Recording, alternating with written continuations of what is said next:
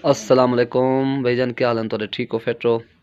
मैं उम्मीद करना ठीक ठाक हो। सो अज दी वीडियो में तो एक दिख लेना कि कबूतर असन जिवें दरवाज़ा अपने रूम का खुले नूं कबूतर आवेंदन भला असियां ये असां पुछदूं चाचा यासिन खड़े पाकिस्तानी सराइकी मामूरी शहर दा।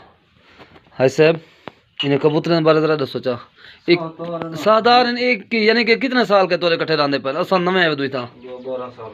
जिवें दरवाज़ा खुले नूं आवेंदन। अच्छा जवाने गुजारी में हाय करी चा यूट्यूब ते वेंदा पई अच्छा जा टिल्ली बजाए आखी यार घंटी दे दो डिवाए। मेहरबानी यासिन, मेहरबानी तेरी अपने अदा दे पे कबूतर तकरीबन 20-25 दाने हैं माशाल्लाह। हर चीज़ सियाणी थी नहीं है, पिरंदे ज़बरदस्त तरीके का जहन रखदन।